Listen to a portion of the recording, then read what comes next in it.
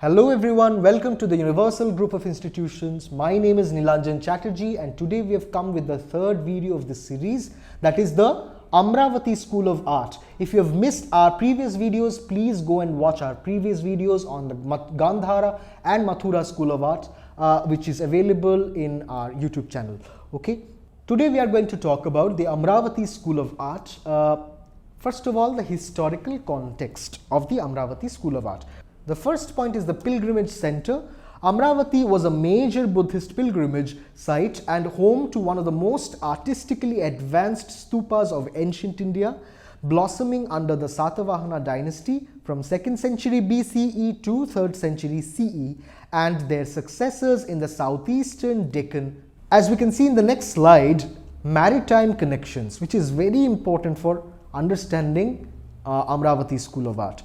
The syncretic nature of Amaravati art resulted from dynamic cultural and economic interactions through maritime trade with Sri Lanka, Southeast Asia and the Roman world, okay, creating a unique artistic tradition influenced by diverse culture. This is very important, okay. On one hand, Sri Lanka, which is located in the southern part of India. On the other hand, we have Hellenistic influence, Greco-Roman influence, which is a separate civilization altogether. All these influences made Amaravati School of Art very, very peculiar and interesting. The third point is diverse patronage. Okay, the patronage of Amaravati art came from a diverse group: royalty, guilds, wealthy merchants, and lay devotees. Four completely different sections, classes of the society. Inscriptions record hundreds of donations, many by women and non-royal individuals. This is very important, supporting this vibrant artistic tradition.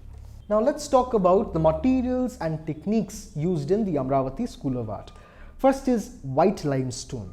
This is one of the peculiar features of the Amaravati School of Art. Amaravati sculptors worked primarily in white limestone, a material available locally in the Krishna river basin and ideal for intricate carvings and visual storytelling. So as we can see in this image, there are so many things that are said through the single panel. Okay, there are actually multiple panels, but try to look at the image. It shows so many, it narrates so many stories very intricately. Okay, its plate, its pale tone enabled a refined aesthetic and created a striking contrast when painted or inlaid. Okay, so this is the feature largely of the Amaravati School of Art. Linear plasticity. This is another very important point. The technique employed in Amaravati is often described as linear plasticity, a method that uses precise lines and surface modeling to suggest movement, rhythm and grace, prioritizing dynamic narrative representation. Okay, now the next point is the guild production. Artists at Amaravati were highly specialized and likely worked in guilds, each assigned to different sections of the stupa or monastic complex. Okay, evidence of unfinished sculptures and signature inscriptions reveal the production process and artisan identity. This is very important because in ancient period you never get to know about the artisan identity. But Amaravati School of Art, because of this complex nature of this school of art, of using plastic linearity, etc., you get to know about the artisan's identity. Now the stylistic characteristics of Amaravati School of Art: first of all, elegant fluidity, okay, graceful elongated figures in dynamic motion. Okay, this is a combination of Southeast Asian, Indian and Greco-Roman art. Okay, a milieu of all these cultural horizons. Okay, next is narrative complexity, rich storytelling with multiple registers. Third is intricate detailing. As we saw in the previous image, there are intricate detailings, finely carved jewelry, hairstyles and garments. Okay, now let's talk about iconography and symbolism in the Amaravati School of Art. Amaravati symbolism is rich and evocative. Interestingly, Buddha is often represented in aniconic form. Aniconic form means when you do not necessarily portray Buddha, rather you address Buddha through some other elements, through symbols like empty throne, Bodhi tree, stupa, dharma wheel, and footprints. This is very important. Okay, this is a very peculiar feature of the Amaravati School of Art. The panels emphasize communal devotion, cosmic events, and royal patronage, reflecting an integrated worldview. Okay, the next point is narratives in Amaravati are more intimate and expressive. As we can see, this is a classical Amaravati depiction of Buddha, and this is another panel, classical panel of Amaravati School of Art. The portrayal of celestial beings, worshippers, musicians, and dancers suggests both reverence and joy. Okay, you'll find all sorts of characters and figurines, and the dynamism of figures and symbolic layering reveal the sculptor's attempt to merge narrative on one hand, emotion and metaphysical ideas, a bigger philosophical picture, okay, framework. Now let's talk about the major archaeological sites of Amaravati. First site, that belongs to 2nd century BCE to 3rd century CE. Key discoveries: limestone panels with Jataka tales, Buddhist tales, stupa railings and inscriptions found from Amaravati.